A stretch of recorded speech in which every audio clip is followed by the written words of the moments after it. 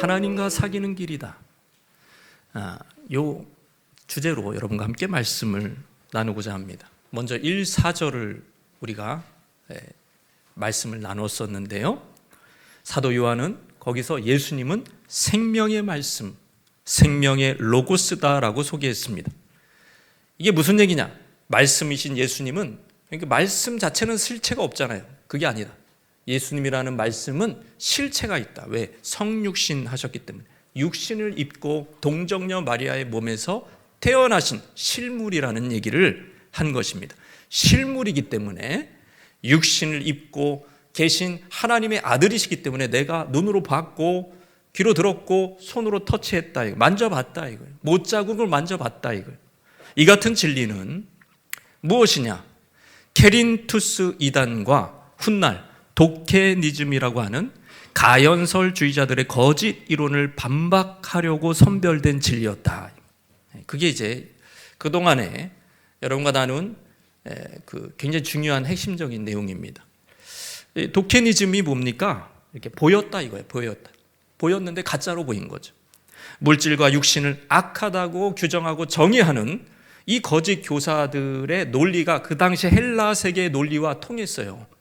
그래서 굉장히 영향력을 기독교에 가졌어요. 그들이 당연히 자가당착으로 나올 수 있는 결론이 뭐죠? 예수님의 성육신을 인정하지 못하는 거죠. 왜? 육신과 물질 세계는 다 악하기 때문에.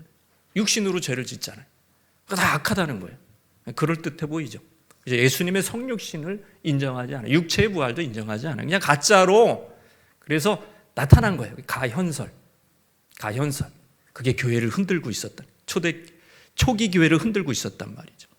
이 요한은 한 걸음 더 나아가 복음 전하는 목적을 설명했습니다. 아버지와 그 아들 예수와 사귀게 하려고 복음을 전하는 거다. 우리끼리, 인간끼리 사귀는 거 이상이라. 하나님 아버지와 그 아들 예수와 함께 교제하는 사귐이 바로 이 복음을 전하는 목적이라는 얘기를 합니다. 그리고 그 진정한 사귐을 위해서 필요한 게 뭘까요? 자연스럽게 나오는 게 뭐냐면, 우리가 누군가 사귀고 싶어요. 그 사귐을 진전시키고 싶어요. 그러면 상대가 누구인지 알아야죠. 상대가 뭘 좋아하는지 알아야죠. 그래서 하나님은 누구시냐, 이거예요. 하나님의 아들은 누구시냐, 이거예요. 이것이 바로 그 다음에 전개되는 오늘 본문의 말씀입니다. 5절 말씀. 성부 하나님, 성자 예수님과 사귀고자 한다면 하나님이 누구신지, 하나님의 성품이 무엇인지 알아야 된다는 것이죠. 그렇다면 사랑하는 성도 여러분, 하나님과 사귀는 길은 무엇입니까? 첫째, 따라 하시겠습니다. 하나님은 완전한 빛이시다. 그걸 인정하는 거예요. 하나님은 완전한 빛이심을 인정하는 것입니다. 1절, 요한일서 1장 5절 말씀, 1장 5절 말씀 읽겠습니다. 시작. 우리가 그에게서 듣고 너에게 전하는 소식이 이것이니 곧 하나님은 빛이시라. 그에게는 어두움이 조금도 없으시다는 것이다. 성육신 부인하고 가현설을 주장하는 초기 영지주의자들, 케린투스의 영향을 받은 자들은 죄 따위는 중요하지 않다 그랬어요. 죄 따위가 뭐가 중요하냐? 육신으로, 이게 육신이 어차피 죄 덩어리이기 때문에 그걸로 짓는 죄는 의미가 없다. 영혼에 영향을 주지 않는다. 그러나 요한은 육신을 입고 이 땅에 오신 예수님과 사귄 후에 직관적으로 깨달은 핵심 진리가 있습니다. 그것은 하나님은 빛이시라. 여러분, 이게 3대 정의가 있어요. 하나님은 영이시다. 하나님은 사랑이시다. 하나님은 빛이시다. 공통점이 있습니다. 뭘까요? 정관사가 없어요. 세 가지. 그건 뭐냐면 하나님의 본질을 나타나는 거예요. 하나님은 그 빛이 아닌 거예요. 빛 자체라는 거예요. 하나님은 그 사랑이 아니라 사랑 자체라는 거죠. 예수님은 하나님의 아들로서의 빛으로 이 땅에 오셨습니다. 요한복음 1장 9절에도 참 빛, 곧 세상에 와서 각 사람에게 비추는 빛이 있었다. 예수님의 사역을 한마디로 요약하면 세상의 빛이라, 이거. 어둠에 헤매던 세상 사람들에게 비추는 빛으로 세상에 오셨다. 그래서 어둠의 속에 살고 있던 사람들이 빛을 만나서 삶의 질서가 생기고 밝아지고 성령 충만한 사람으로 바뀌었다, 이거. 빛 대신 예수님이 어두움이 사로잡고 있던 포로들을 자유케 하신 것입니다. 빛이 오니까 어둠 속에 갇혀 있는 거죠. 우리 깜깜해봐요. 어둠 속에 갇히잖아요. 아무것도 할 수 없죠. 여러분, 빛이 오면 다 드러나는 겁니다. 폭로가 돼요, 폭로가. 어둠 속에서 간식을 먹던 벌레들이 있었습니다. 전등을 딱 켜니까 이 벌레들이 바퀴를 달고 도망갑니다. 이 벌레의 이름은 바퀴벌레예요. 빛의 성질이죠. 빛의 성질. 빛과 어둠은 공존할 수 없다는 거예요. 어둠은 빛을 이길 수가 없습니다. 어둠이 강할수록 빛의 존재감만 부각시켜줄 뿐입니다. 예수님은 세상의 빛이셨다. 빛이스로 오셨다. 예수님은 어둠과 사탄이 지배하는 사망의 그늘 땅으로 오셨습니다. 빛이 비춰지니까 귀신이 떠나가요. 여러분, 되게 중요해요. 귀신이 떠나가요. 귀신이 떠나가요. 반지의 제왕에 보면 귀신 같은 역할을 하는 사람이 있어요.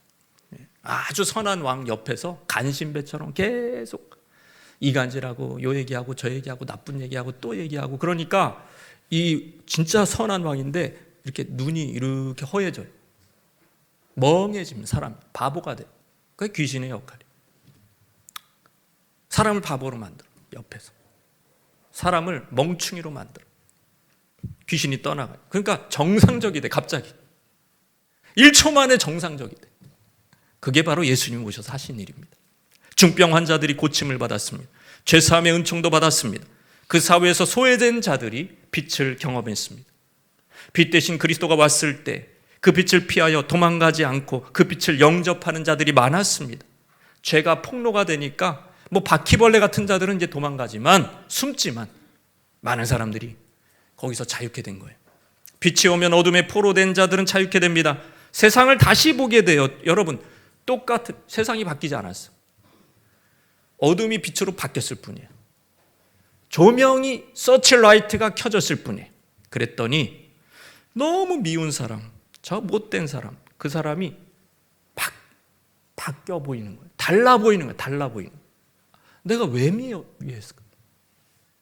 너무, 부부도 그렇게 사랑해서 결혼까지 했던 부부가 철천지 왼수가 돼. 뒤통수만 봐도 미운 거예요. 그러나 이 빛을 받으면 어떻게 되죠? 어둠이 떠나가면 뒤통수만 봐도 이쁜 거예요. 멋있는 거예요. 내가 왜 그랬을까? 뭔가 씌었나 보다. 원수되었던 사람들에게 화해가 일어나기 시작하면 오해했어. 부디 용서해줘. 그러니까 미워하는 데는 이유가 없어요. 이유가 없이 미워해요. 사실상. 그 이유를 대지만 그게 합리적이지 않아. 되게 이상한 이유로 많은 사람들이 서로를 미워합니다. 어둠이 임해서 그래요. 어둠이 떠나가면 들풀도 아름답습니다. 하나님이 지으신 하늘과 산과 바다, 그러니까 하나님의 작품이죠. 그러니까 이제는 그 작가를 좋아하니까 그가 만든 작품도 너무 좋은 거예요. 이것이 빛 대신 그리스도께서 이 땅에 오셔서 생긴 일인 변화. 사도 요한도 빛으로 변화된 사람이에요. 여러분, 사도 요한의 별명이 뭔지 아세요? 우레 아들 보아너게라는 이름을 가졌습니다. 승질이 급한 사람, 아주 극단적인 성향의 사람이었어요. 근데 여러분, 그래서 무슨 에피소드가 있냐면, 사마리아 사람들이 제자단과 예수님을 영접하지 않았거든요. 그랬더니 바로 하는 얘기가, 예수님, 저 사마리아 사람들에게 하늘에 불이 떨어져가지고 멸했으면 어떻겠습니까? 정말 좋은 생각이죠. 예수님 좀 그렇게 해주셨으면 좋겠어요. 이런 얘기를 했어요. 엘리야 생각하면서 그런 얘기를 했어요. 이렇게 극단적이고 피도 눈물도 없는 매정한 요한이, 여러분, 예수님, 빛 대신 예수님과 사귀다 보니까 어떻게 됐어요? 어둠이 점점 물러가는 거예요. 마음 깊이 숨겨진 어둠이 떠나가는 거예요. 어떻게 됐어요? 사랑의 사도가 됐어요. 여러분, 교회사에서 교부들도 인정하는 사랑의 사도가 됐습니다. 여러분.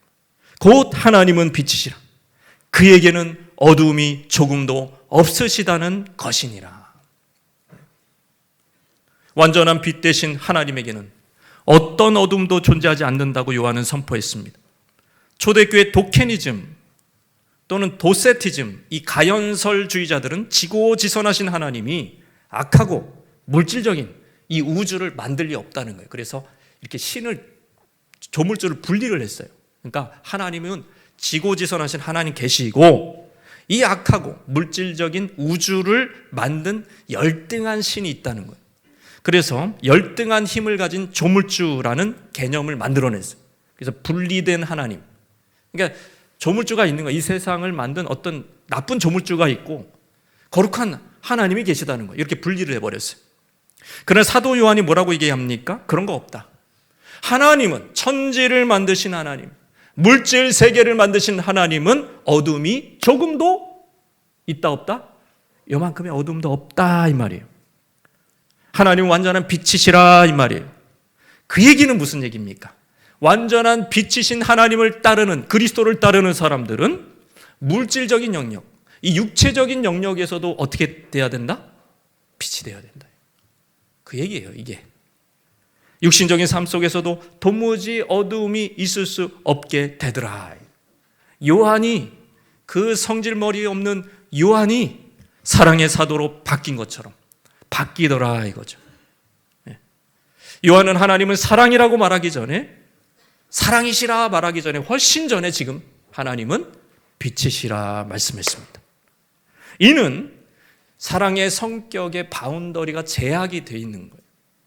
사랑한다고. 사랑은 사실 용납하고 포용해 주는 거 아닙니까? 죄도 용납하고, 나쁜 것도 용납하고, 악습도 용납하고, 성경에서 아니라고 하는 것도 용납하고, 동성연애라는 죄도 용납하고, 사기꾼도 용납하고, 불법도 용납하고. 그거는 사랑이 아니라는 얘기를 하나님은 빛이시라, 거기서 이미 끝난 거예요.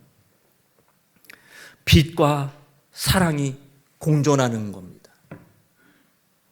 하나님은 사랑이신데 거기에 어둠이 있을 수 없어요. 왜? 또 하나님은 빛이시기 때문에. 가연설주의자들이 주장하듯이 육체로 짓는 죄는 죄가 아니다 거짓말했어요. 그러나 빛과 어둠은 공존할 수 없고, 그리스도와 마귀의 일은 짝할 수 없고, 육체로 우리는 죄를 짓지 않고 선을 행하는 자가 되어야 한다는 것이죠. 우리의 사귐은 빛 대신 하나님, 빛 대신 예수 그리스도, 성육신하신 예수 그리스도, 그분과 사귀게 된다면 이 물질 세계, 육체의 우리의 이런 육신으로 사는 삶도 빛 가운데로 들어가야 될 줄, 변화해야 될 줄 믿습니다.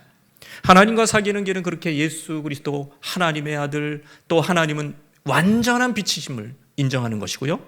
두 번째는 따라해 봅시다. 어둠의 행실을 중단하기. 여러분, 이게 당연히 따라온, 가연설주의자들은 행실은 괜찮다는 거예요. 어둠의 행실 괜찮다는 거예요. 육체로 행하는 거는 죄가 안 된다는 거예요. 그러나 사도 요한은 이렇게 얘기합니다. 1장 6절 말씀. 만일 우리가 하나님과 사귐이 있다 하고 어둠에 행하면 거짓말을 하고 진리를 행하지 아니함이거니와. 어둠에 행하면, 이게 중요한 구문이에요. 어둠에 행하면, 여기서 행하다는 동사 시제는 현재형입니다. 현재 습관적으로 어두운 가운데 사는 것을 뜻합니다. 말로는 하나님과 교제한다고 떠벌리지만 나 하나님 사랑해. 근데 삶의 습관은 어두움에 행하는 거예요. 여기서 어두움에 행한다는 것이 무슨 뜻이죠? 어두움, 문자 그대로 깜깜함입니다. 여러분, 어둠에서 파생된 의미가 뭔지 여러분 쉽게 이해하실 겁니다. 깨닫지 못한다는 거예요. 지각이 안 돼. 이게 어둠 속에 있을 때 파생되는 의미입니다. 어둠 속에 있으면 내 앞에 낭떠러진지 절벽인지 안전한 길인지 전혀 알 수 없어요. 어둠 속에서 운전한다고 생각해 보세요. 대형 참사가 곧바로 일어날 겁니다. 사방이 칠흑같이 어두우면 한 발자국도 못 움직이는 게 상식입니다. 그래서 출애굽 재앙 시의 9번째 재앙이 뭐죠? 흑암의 재앙이에요. 흑암의 재앙 시에 애굽 사람들 어떻게 했죠? 3일간 흑암이 있었는데 서로를 알아보니까 그러니까 가족끼리도 못 알아봐. 뭐 이미 이제 갑자기 흑암이 와서 뭐 이제 뭐 촛불도 없어 이제 뭐 다 없어. 찾지도 못해. 그래서 어떻게 했습니까? 가만히 집에 누워 있었대요. 빛이 오기를 기다릴 뿐이었어요. 그게 정상이에요. 그런데 이 같은 현실 세계에서의 어두움에 이런 정상적인 인간의 반응과 달리 영적인 어둠이 왔을 때 인간의 반응은 놀라워요. 매우 달라요. 뭐가 다르죠? 여러분, 여기서 갑자기 모든 게 칠흑 같다 그러면 우리는 가만히 있을 거예요. 운전하다가 칠흑 같다 하면 우리는 멈출 겁니다. 그러나 영적으로 깜깜한데 인간은 뭔가를 해. 그게 문제예요. 뭔가를 운전을 계속해. 칠흑같이 어두운데 막 칼을 휘둘러요. 그게 뭐냐? 그게 뭘 의미해? 대형 사고, 참사가 밥 먹듯이 일어나고, 사건 사고가 밥 먹듯이 일어나. 살인, 간음, 폭력이 밥 먹듯이, 데이트 폭력 밥 먹듯이 일어나. 이게 바로 어두운 가운데서, 영적인 어두운 가운데서 일어난 혈기방자한 10대가요. 10대들이 아주 그 동네에서 유명한 10대들이 한 번 잘 걸렸어요. 약간 술 취한 30대 애기 아빠 10이가 혼자서 붙었어요. 그 일대 다예요. 어떻게 했습니까? 의정부에서 일어난 일이죠. 죽였습니다. 축구공 차듯이 발로 차고 죽였어요. 살인이 가져올 피해자의 고통, 그 가족, 그 자녀가 겪을 고통, 자신들의 미래가 얼마나 망가지는지 전혀 생각하지 않아요. 전혀 고려하지 않아요. 음주운전 사고, 사건 사고, 술 먹고 음주운전하는 거예요. 여러분, 그거는 그냥 깜깜한 데서 그냥 운전하는 것 같아. 깜깜한 데서. 절도, 횡령, 간음, 폭행, 살인. 가해자들은 기자들에게 종종 이런 말을 합니다. 자기가 왜 그랬는지 잘 모르겠어요. 그때 왜 그랬는지 잘 모르겠어요. 후회됩니다. 여러분, 깜깜한데 아무것도 안 하는 게 상식인데 영적인 깜깜함 속에서 인간들은 뭔가를 해요. 그래서 사고를 더 키우는 거예요. 엄청난 사고가 일어나는 거예요. 영적인 깜깜함이 임했는데 뭔가를 해. 그게 비정상이죠. 그런데 요한이 보기에 교회를 위협하는 더 큰 문제가 있었어요. 이거보다 한 단계 더 위에 있는 사람들이 있어요. 그 뭐냐면 깜깜한 어둠 속에서 행해. 그 자체 플러스 그러면서 거짓말을 해요. 그러니까 깜깜한 데서 영적인 어둠 속에서 행하는데도 거기서 플러스 거짓말을. 무슨 거짓말을 하면 나 하나님하고 교제하고 있다. 나 하나님 사랑하는 사람이라. 나 교회 오래 다닌 사람이라. 이런 얘기를 하는 거예요. 야, 이 사람은요, 그 영적으로 어둠 가운데서 행하는 사람 위에 있는 사람. 아주 이 대단한, 이 무서운 사람들입니다. 이 사람. 실제 삶은 어둠에 행하는 습관뿐입니다. 입술로는 나 하나님하고 잘 지냅니다. 하나님께 기도했습니다. 말씀도 보고 큐티도 했습니다. 근데 삶은 부도덕해요. 매일 술 취하고 방탕하고 음란하고 시기하고 질투하고 미워하고 이간질합니다. 마음이 전혀 불편함이 없어요. 왜? 자신은 하나님과 그래도 사귄다고 믿고 있기 때문에. 이런 사람이 교회를 지금 위협하고 깨고 있고 실제로 데리고 나갔다니까요. 심지어 사도들이 사역하고 세운 교회를 깼다니까요. 그거를. 그래서 지금 요한 서신이 써진 겁니다. 신앙 고백과 삶의 불일치, 회개하지 않고 오히려 뻔뻔하게 나 하나님하고 사귄다고 해요. 이 요한은 저들은 거짓말하는 자, 이 거짓말이라는 말 써 있잖아요. 거짓말한다. 거짓말을 하고 진리를 행하지 아니하면, 예? 그렇게 판단합니다. 육체로는 죄를 지으면서 말로는 하나님과 교제한다고 떠들어요. 이들의 심보가 뭐죠? 일하지 않고 돈을 받고 싶어요. 삭스를 받고 싶어요. 마치 매력적인 상대와 결혼 생활은 누리지만 나 싱글이야 밖에서. 그렇게 얘기하는 사람이에요. 이들은 빛의 자녀들의 공동체에 머물고 싶지만 빛의 삶은 거부합니다. 친구 때문에, 집안 분위기 때문에, 동네 분위기 때문에 교회 저 정치인이 다녀. 거기 나와야 출세할 수 있어. 눈도장 찍어야 돼. 교회 나오지만 죄는 회개하자. 왜 이것이 가능하죠? 왜 가능합니까? 힌트를 처음에 드렸어요. 따라해보세요. 거짓 교리 때문에. 거짓 교리 때문에 이게 가능한 거예요. 도케니즘 때문에. 가현설을 주장하는 교사들의 설교를 들었기 때문입니다. 이 거짓 교사들이 말하기를 한번 읽어볼까요? 거짓 교사들이 뭐라고 얘기했는지 시작. 인간의 영혼은 육체의 영향을 받지 않기 때문에 죄를 지어도 영혼은 여전히 순결하고 구원받는데 지장이 없다 이 말이에요. 여러분 이런 게 전혀 무슨 거짓 옛날 2000년 전의 교리 같아요? 너 무슨 죄를 져도 너 용서받았어. 천국 가잖아. 뭐 이런 얘기 많이 안 들었어요. 천국 가는 거하고 죄 짓는 거하고 연관시키는 것 자체가 그 가현설주의자들하고 같은 편이 되는 거예요. 그걸 왜 그렇게 연결시켜? 천국 가는 거하고 뭐하고 연결시켜야 돼요? 의를 행하는 거하고 연결시켜야 되는데 무슨 말씀이 왜 그렇게 가냐? 그렇게 연결을 시켜버려. 그러면은 가연설주의자들의 친구가 되는 거예요. 천국하고 성경은 그렇게 연결이 잘 안 돼요. 너 죄 많이 져도 돼. 너 타락해도 돼. 예수님이 용서해 주셔. 이런 논리가 없어요, 성경에. 그래야 안 그래? 그런 논리가 어디 있어? 네? 오히려 천국 백성 되었다. 칭의로서 천국 백성 되었으니까 의를 행할 수밖에 없고 의를 행하고 싶어 할 거고 너의 삶은 의의 열매가 주렁주렁 맺힐 것이다. 이게 성경의 논리인데 어디서 이상하게 그 교리를 짬뽕을 시켜가지고 신영지주의자처럼 한국 교인들을 많이 망쳤다 이 말이에요. 그래서 행실에 있어서 전혀 긴장감이 없어. 거짓말을 하든 교회에서 사기를 치든 뭐 나쁜 짓을 하든 우리도 당연하게 생각해. 예수님이 다 용서해 주셨어. 예수님이 다 용서해 주셨대. 여러분 그런 논리가 없어요. 성경 잘 읽어보십시오.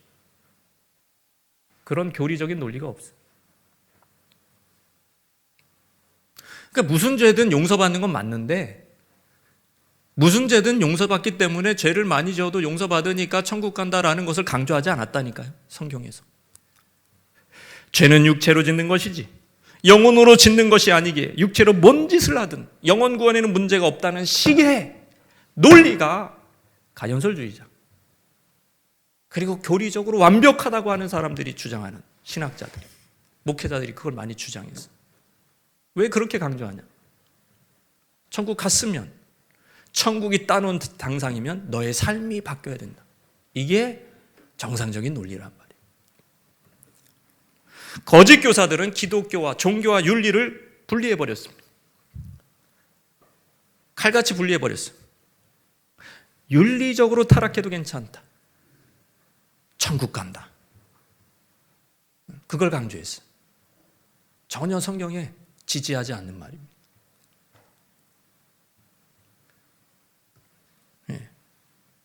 이 거짓 이론은 죄를 사모하는 명목상 교인들에게 면죄부를 주었습니다. 이 거짓 교사들의 주장은 빛의 공동체에 머물면서도 어둠 속에 사는 것 여전히 좋아하는 자들에게 굿뉴스.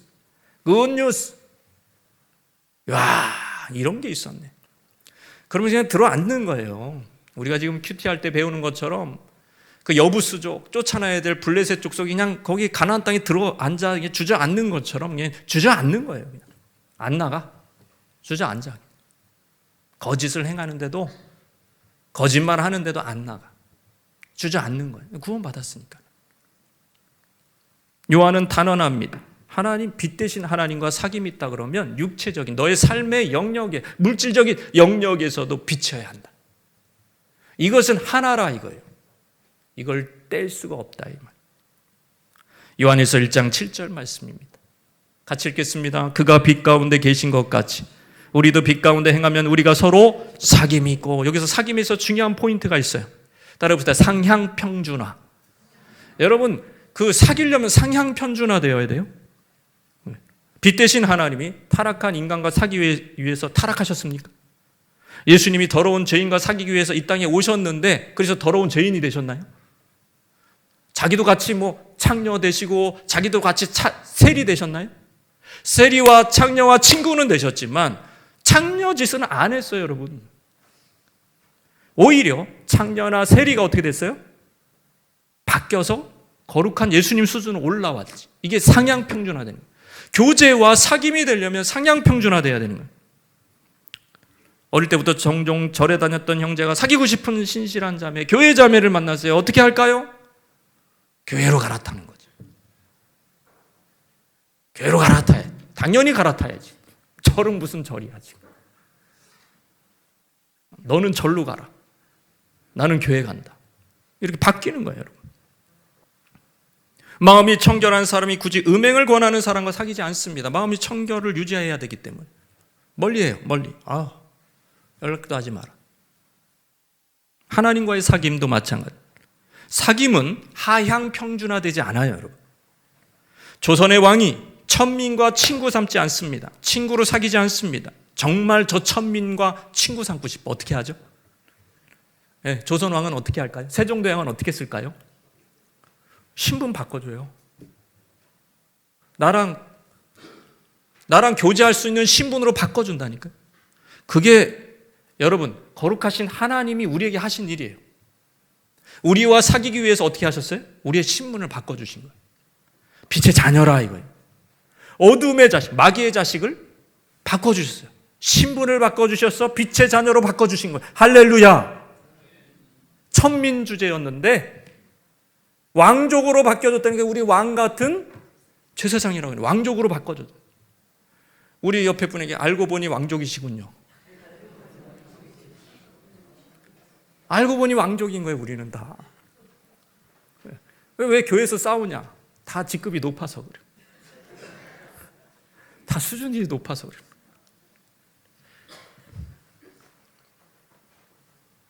상향 평준화가 일어난 것이죠. 그런 다음에 신분에 합당한 삶을 그래서 하나님 요구하십니다. 하나님은 한 번에 싹 바꿔주시고 논리가 그거예요.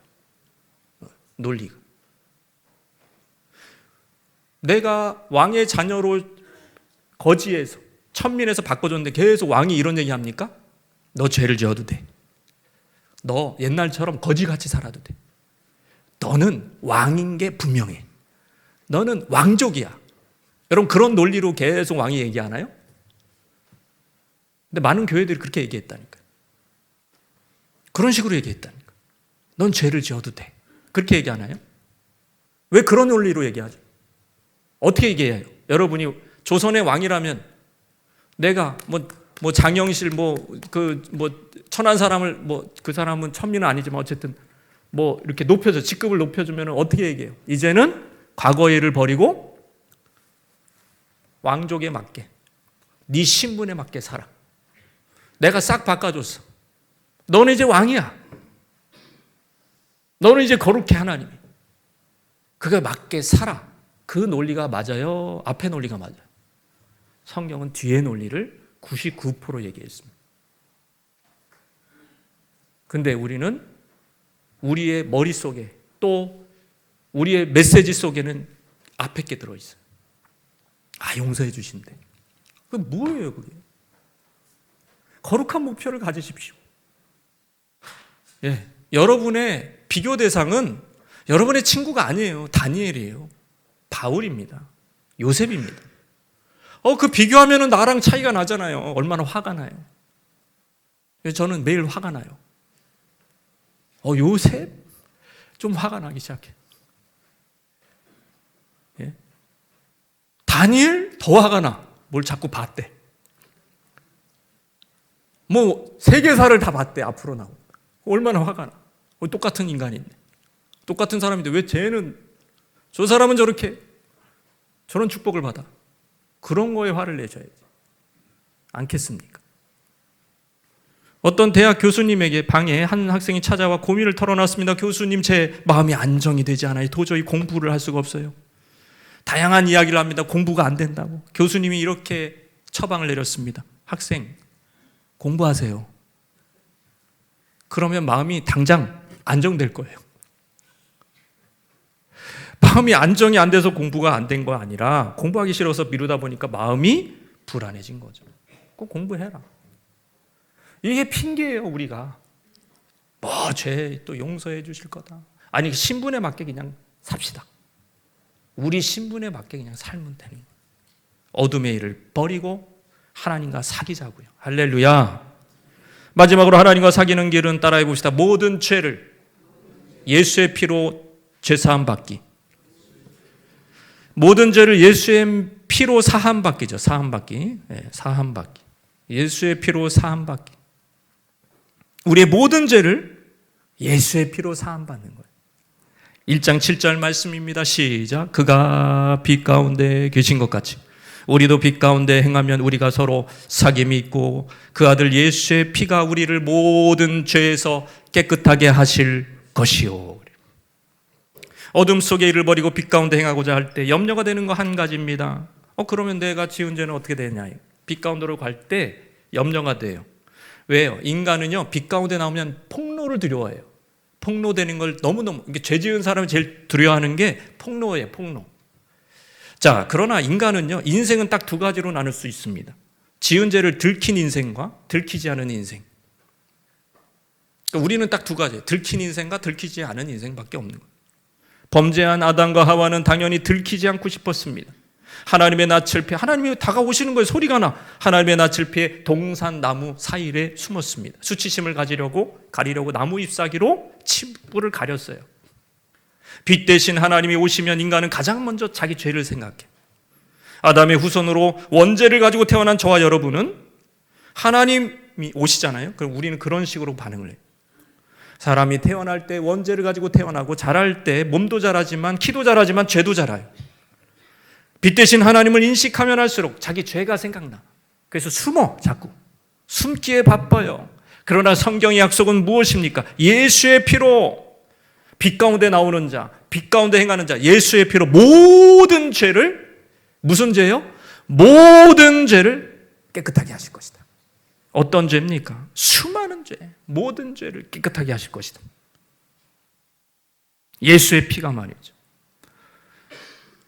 결국 빛 대신 주님 앞에 나왔을 때, 이 죄책감에 대한 걱정은 괜한 염려였다는 것을 깨닫게 된. 여기서 주목할 게 있어요.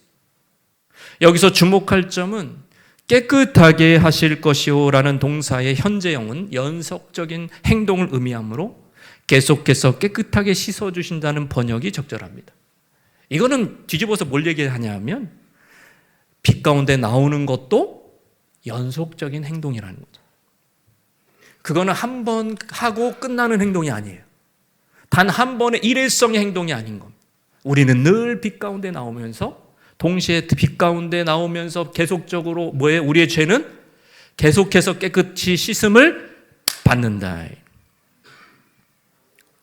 예수의 피로 죄사함 받는 자는 빛 가운데 행하는 자요 또 행하려고 하는 자입니다.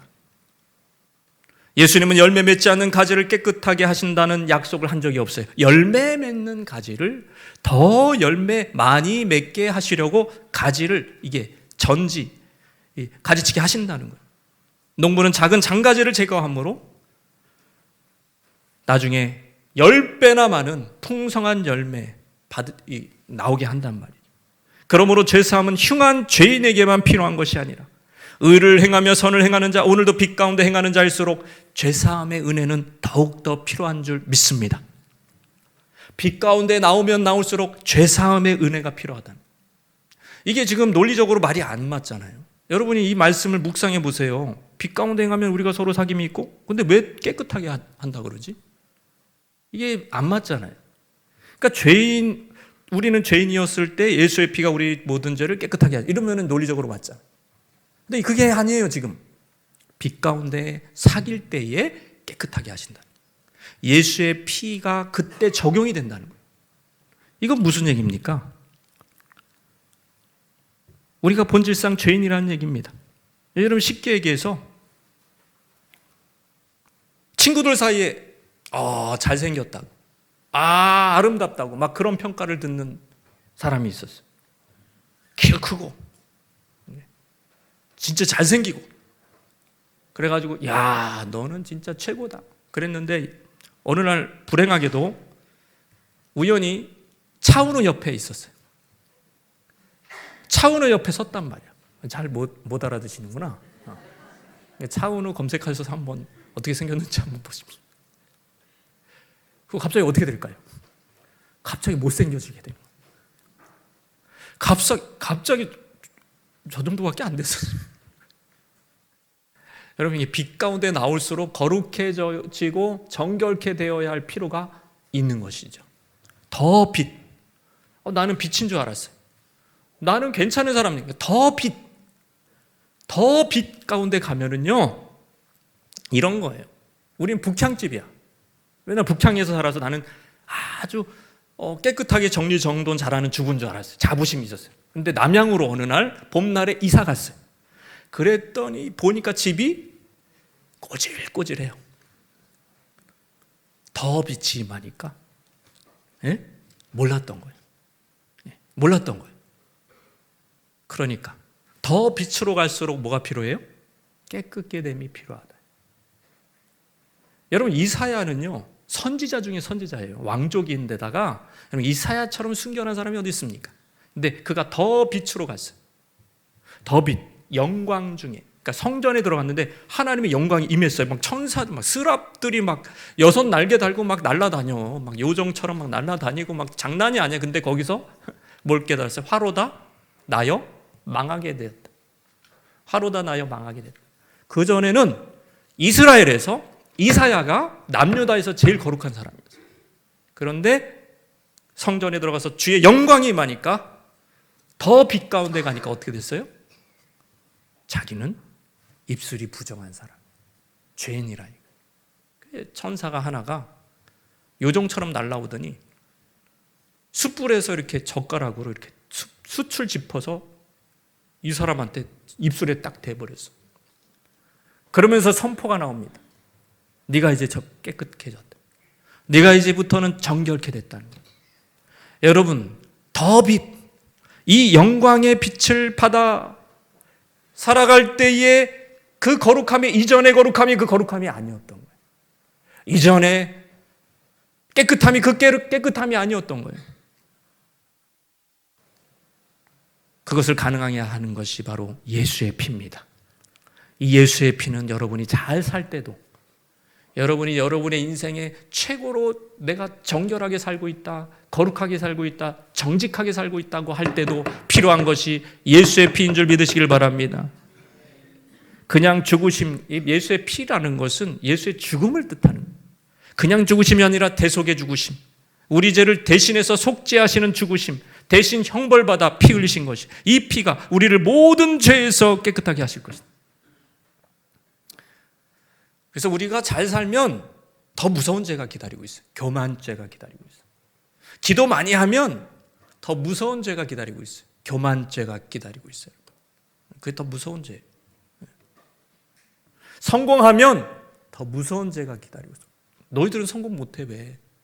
나처럼 해봐. 요렇게 교만죄가 기다리고 있어요.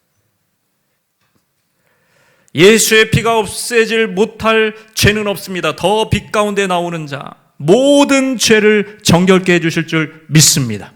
살인가는 미움, 원방, 질투, 음란, 호색, 술 취한, 방탕한, 불신과 거짓말, 모든 죄를 정결케 하시는 능력, 바로 그 아들 예수의 피. 이제는 죄책감이 사라져요. 어린아이처럼. 무슨 어린아이가 죄책감이 있습니까? 조그만 아이가. 아이가 자라면서 이제 뭐 딴짓하니까 이제 자꾸 슬금슬금. 바퀴벌레처럼 막 도망가, 부모님 오면. 그거는 아니죠. 어린아이는 아니에요. 확 달려와요. 확 달려와요. 달려와서 안겨요. 막. 거리낌이 없으니까. 우리의 사귐이, 하나님과의 사귐이, 그리스도와의 사귐이 여러분이 어린아이 같이 주님 품에 안기는 사귐이 되시기를 주님의 이름으로 축복합니다.